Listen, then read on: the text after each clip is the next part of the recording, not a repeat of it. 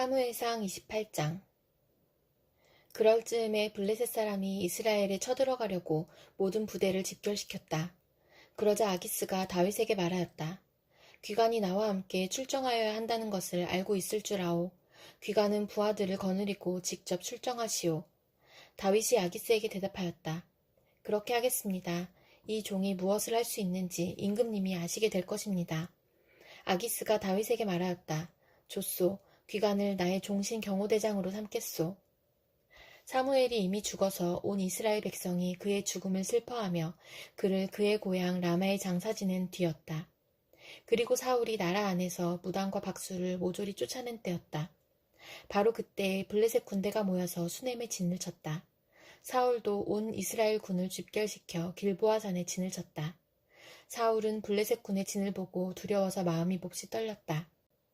사울이 주님께 물었으나 주님께서는 그에게 꿈으로도 우림으로도 예언자로도 대답하여 주지 않으셨다. 그래서 사울은 자기의 신하들에게 명령하였다. 망령을 불러 올리는 여자 무당을 한 사람 찾아보아라. 내가 그 여인을 찾아가서 물어보겠다. 사울의 신하들이 그에게 말하였다. 엔돌에 망령을 불러 올리는 무당이 한 사람 있습니다. 사울은 다른 옷으로 갈아입고 변장한 다음에 두 신하를 데리고 갔다. 밤에 그들이 그 여인에게 이르렀는데 사울이 그에게 말하였다. 망령을 부르는 술법으로 내가 당신에게 말하는 사람을 나에게 불러 올려주시오. 그러나 그 여인이 그에게 대답하였다. 이것 보시오. 사울이 이 나라에서 무당과 박수를 모조리 잡아 죽인 것은 당신도 잘 아시지 않습니까? 그런데 왜 당신은 나의 목에 올가미를 씌워 나를 죽이려고 하십니까? 사울이 주님의 이름을 걸고 그 여인에게 맹세하였다. 주님께서 확실히 살아계심을 걸고 맹세하지만 당신이 이 일로는 아무런 벌도 받지 않을 것이오. 그 여인이 물었다. 내가 당신에게 누구를 불러 올릴까요? 사울이 대답하였다. 나에게 사무엘을 불러 올리시오. 그 여인은 사무엘이 올라온 것을 보고 놀라서 큰 소리를 질렀다. 그런 다음에 그 여인은 사울에게 항의하였다. 사울 임금님이 몸소 오셨으면서도 왜 저를 속이셨습니까? 왕이 그 여인에게 말하였다. 무서워하지 말아라. 내가 무엇을 보고 있느냐? 여인이 사울에게 대답하였다. 땅속에서 영이 올라온 것을 보고 있습니다. 사울이 그 여인에게 물었다. 그 모습이 어떠하냐? 여인이 대답하였다. 한 노인이 올라오는데 겉옷을 걸치고 있습니다. 사울은 그가 사무엘인 것을 알아차리고 얼굴이 땅에 닿도록 엎드려 절을 하였다. 사무엘이 사울에게 물었다. 당신이 왜 나를 불러 올려 귀찮게 하시오? 사울이 대답하였다. 제가 매우 궁지에 몰려 있습니다. 블레셋 사람이 지금 저를 치고 있는데 하나님이 이미 저에게서 떠나셨고 예언자로도 꿈으로도 더 이상 저에게 응답을 하지 않으십니다. 그래서 제가 무엇을 어떻게 해야 하는지 알고 싶어서 이처럼 어른을 뵙도록 해달라고 부탁하였습니다. 사무엘이 책망하였다. 주님께서는 이미 당신에게서 떠나 당신의 원수가 되셨는데 나에게 더 묻는 이유가 무엇이오?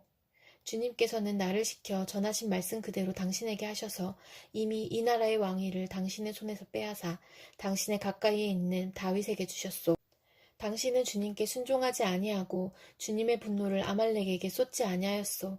그렇기 때문에 주님께서 오늘 당신에게 이렇게 하셨소. 주님께서는 이제 당신과 함께 이스라엘도 블레셋 사람의 손에 넘겨주실 터인데 당신은 내일 당신 자식들과 함께 내가 있는 이곳으로 오게 될 것이요. 주님께서는 이스라엘 군대도 블레셋 사람의 손에 넘겨주실 것이요. 그러자 사울은 갑자기 그 자리에 쓰러져 땅바닥에 벌렁 넘어졌다.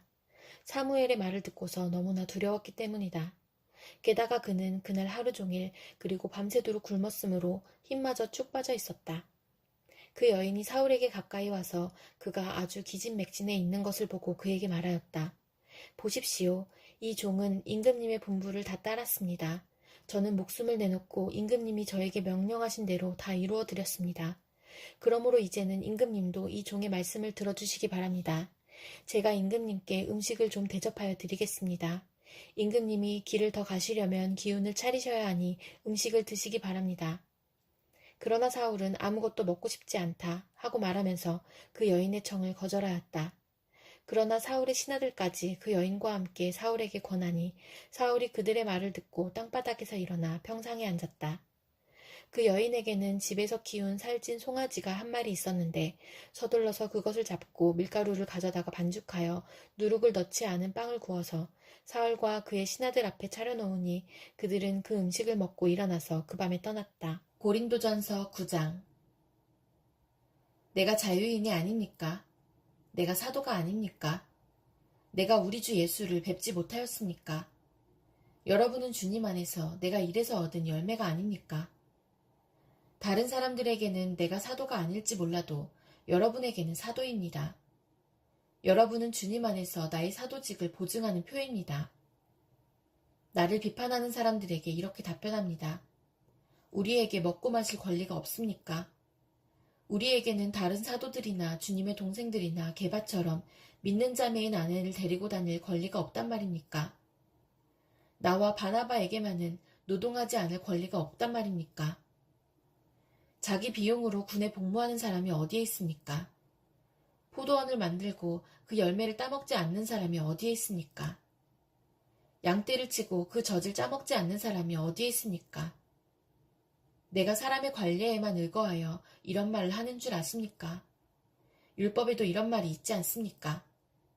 모세의 율법에 기록하기를 타작일을 하는 소에게 망을 씌우지 말아라 하였습니다.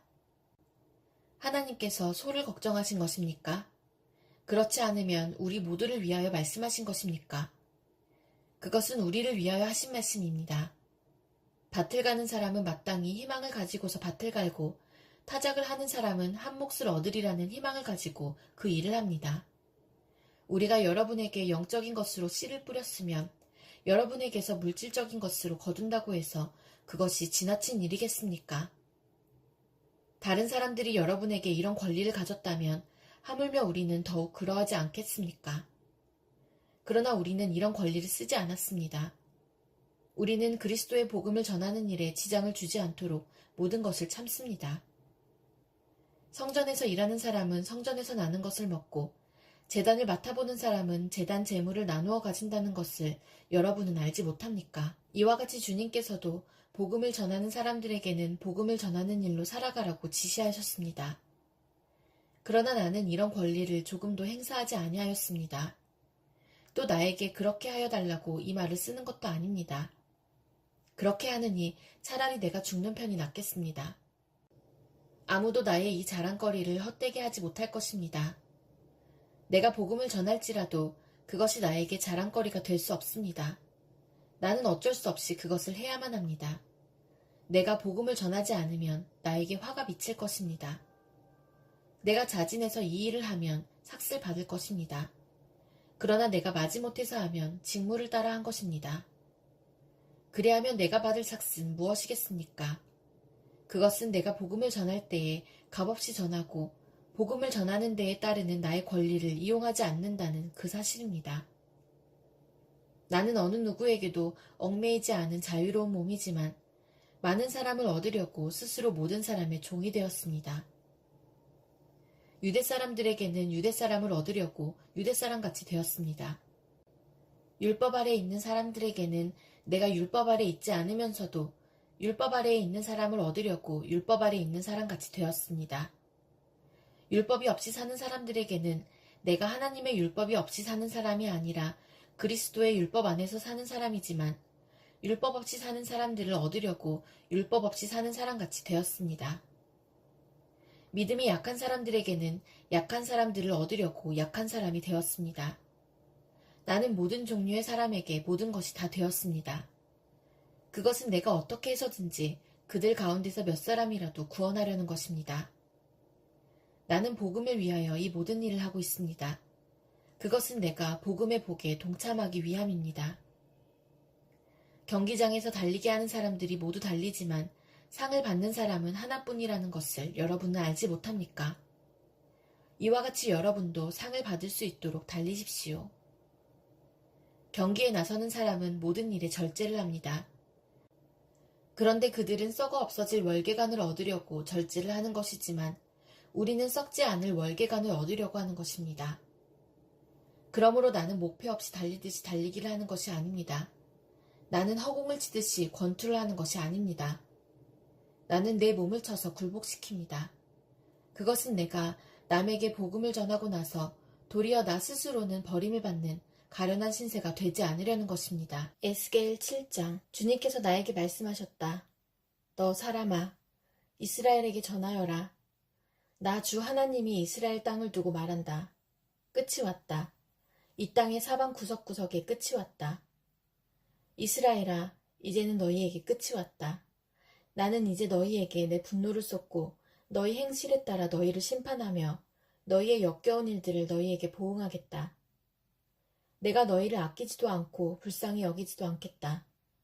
오히려 나는 너희의 모든 행실에 따라 너희를 벌하여 역겨운 일들이 바로 너희의 한가운데서 벌어지게 하겠다. 그때야 비로소 내가 주인 줄 너희가 알게 될 것이다. 주 하나님이 이렇게 말씀하신다. 재앙이다. 너희가 들어보지 못한 재앙이다. 이미 다가왔다. 끝이 왔다. 너희를 덮치려고 일어났다. 이미 다가왔다. 이 땅에 사는 사람들아, 정해진 멸망이 너희에게 들이닥쳤다. 그 시각이 왔고 그날이 다가왔다. 산에서 즐겁게 환호하지 못할 당황할 날이 가까이 왔다. 나는 이제 너희에게 내 분노를, 나의 분을 너희에게 쏟아서 너희 행실에 따라 너희를 심판하며 너희의 역겨운 일들을 너희에게 갚아주겠다. 내가 너희를 아끼지도 않고 불쌍히 여기지도 않겠다. 오히려 나는 너희의 모든 행실에 따라 너희를 벌하여 역겨운 일들이 바로 너희의 한가운데서 벌어지게 하겠다. 그때야 비로소 주가 이렇게 치는 것임을 너희가 알게 될 것이다. 그날이다. 보아라, 들이닥쳤다. 정해진 멸망이 시작되었다. 매질할 몽둥이가 꽃을 피우고 교만을 꺾을 책찍이 싹 터나왔다. 폭력이 일어나서 죄악을 징벌하는 몽둥이가 되었다. 이 백성 가운데서 한 사람도 남지 않고 이 백성의 무리들 가운데서도 더 이상 남을 사람이 없고 그들의 재물이나 그들이 가진 것들 가운데서 눈에 띌 만한 것은 하나도 남아있지 않을 것이다. 그 시각이 왔고 그날이 이르고야 말았다. 사는 사람도 기뻐하지 말고 파는 사람도 슬퍼하지 말아라. 이 땅의 모든 무리에게 진노가 내릴 것이기 때문이다. 판 사람이 아직 살아있다 하여도 팔린 것을 되찾으려고 돌아갈 수가 없을 것이니 이 땅의 모든 무리에게 보여준 묵시는 돌이킬 수가 없기 때문이다. 죄를 짓고서는 어느 누구도 자기 목숨을 굳게 부지할 수가 없다. 그들이 나팔을 불고 모든 장비를 갖춘다 하여도 전쟁에 나갈 사람이 아무도 없는 것은 내 진노가 이 땅의 모든 무리에게 미쳤기 때문이다. 거리에는 전쟁이 있고 집안에는 전염병과 기근이 있다. 들녘에 있는 사람은 칼에 찔려 죽고 성읍 안에 있는 사람은 기근과 전염병으로 죽는다. 더러는 살아남아서 계곡에서 놀란 비둘기처럼 산으로 피하겠지만 저지른 죄를 생각하며 슬피 울 것이다. 사람들은 모두 손에 맥이 풀리고 무릎을 떨 것이다. 굵은 베옷을 입고 두려워서 온몸을 떨 것이다. 모든 얼굴에는 부끄러움이 가득할 것이요 모든 머리는 대머리가 될 것이다. 그들은 은을 길거리에 내던질 것이며 금을 오물 보듯 할 것이다. 내가 진노하는 날에 은과 금이 그들을 건져줄 수 없을 것이다. 은과 금이 그들의 마음을 흡족하게 못하고 허기진 배를 채워주지 못할 것이다. 오히려 은과 금은 그들을 걸어서 넘어뜨려 죄를 짓게 하였을 뿐이다. 그들이 자랑하던 아름다운 보석으로 역겹고도 보기 싫은 우상들을 만들었으므로 내가 보석을 오물이 되게 하겠다. 또 내가 그 보석을 외국 사람에게 넘겨주어 약탈하게 하고 세상의 악인들에게 넘겨주어 약탈하고 더럽히게 하겠다. 내가 간섭하지 않을 것이니 외국 사람들이 나의 은밀한 성소를 더럽히고 도둑들이 그곳에 들어가서 약탈할 것이다. 너는 쇠사슬을 만들어라. 이 땅에 사륙이 가득 차 있고 이 도성에는 폭력이 가득 차 있기 때문이다. 나는 세상에서 가장 악한 이방 사람들을 데려다가 그들의 집들을 차지하게 하겠다. 강한 사람들의 교만을 꺾고 그들의 성소들이 모두 더럽혀지게 하겠다. 파멸이 이미 이르렀다. 그들이 평안을 찾지만 전혀 없을 것이다. 재앙에 재앙이 겹치고 불길한 기별이 꼬리를 물 것이다. 그때에는 사람들이 예언자에게 묵시를 구하여도 얻지 못할 것이며 제사장에게는 가르쳐줄 율법이 없어질 것이고 장로들에게서는 지혜가 사라질 것이다. 왕은 통곡하고 지도자들은 절망에 빠지고 이 땅의 백성은 무서워서 벌벌 떨 것이다. 내가 그들의 행실대로 그들에게 갚아주고 그들이 심판받아야 하는 그대로 그들을 심판하겠다. 그때야 그들이 비로소 내가 주인 줄 알게 될 것이다. 시편 45편. 마음이 흥겨워서 읊으니 노래 한 가락이라네. 내가 왕께 드리는 노래를 지어 바치려네. 나의 혀는 글솜씨가 뛰어난 서기관의 북극과 같다네. 사람이 낳은 아들 가운데서 임금님은 가장 아름다운 분. 하나님께서 임금님에게 영원한 복을 주셨으니 임금님의 입술에서는 은혜가 쏟아집니다. 용사이신 임금님, 칼을 허리에 차고 임금님의 위엄과 영광을 보여주십시오.